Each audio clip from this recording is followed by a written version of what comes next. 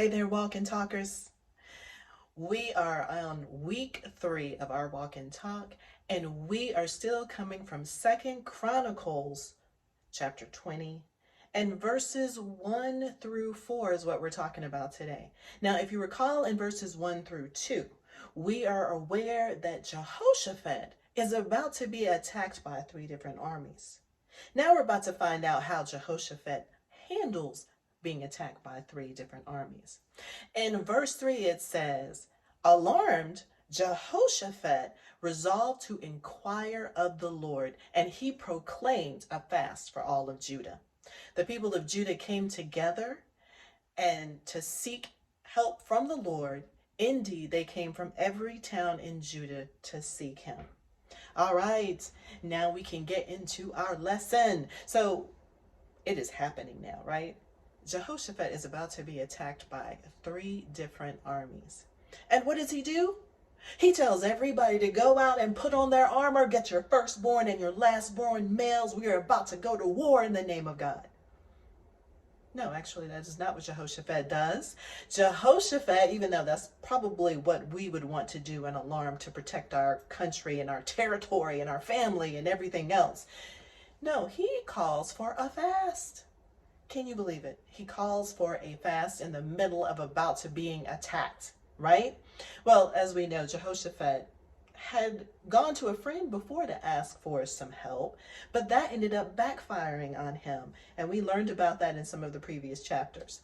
But this time he went straight to God with a fast. Now, some of you who have never done a fast before, if you were like me, you were like, what does a fast do? Not eating, depriving yourself of food, does it do anything for you?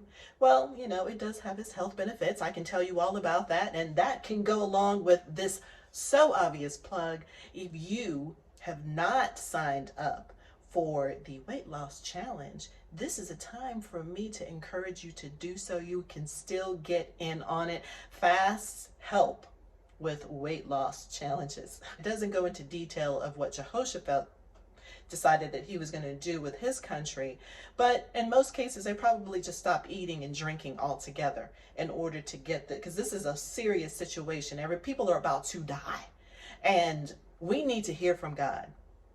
What is the fastest way to get people praying and focused on God? You take away their food. I'm gonna tell you, you take away my food, I am praying to God.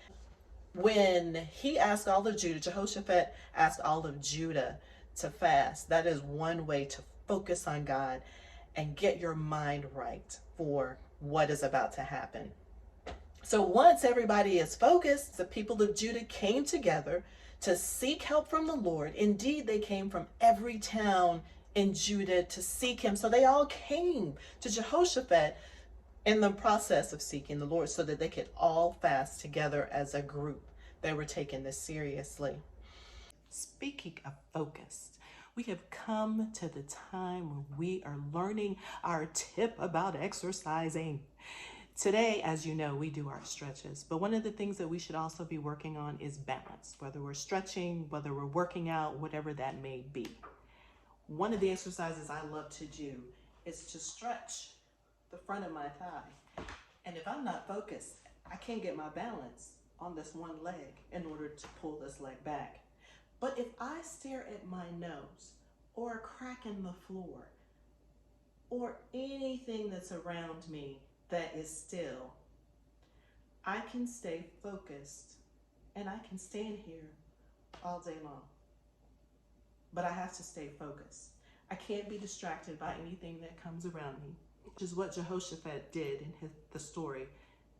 He actually focused on God and what God wanted him to do, which was to go to him.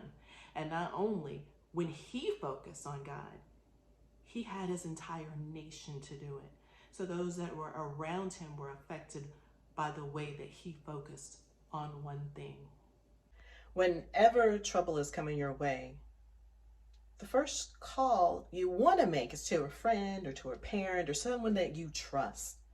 But it really should be to God. After you talk to God, then many times you'll be led to talk to other people. But first talk to him so you are being led to talk to the right people. Sometimes you're just venting. God will send you someone to vent to. They don't have an answer, and you may even come up with an answer as you are venting about it. And that's a godsend too. And to have a friend that just sits there and listens, then don't offer an opinion when God hasn't given him one or her one to give to you. Oh, now that is a friend, because we love to share our opinions. I know I do. So first, give it to God, like Jehoshaphat did this time, and then God will lead you in the right direction. And not only that, you just never know who's watching. God will have you inspiring an entire nation. All right, so back to our questions. What are our questions that we have today? Question number 1.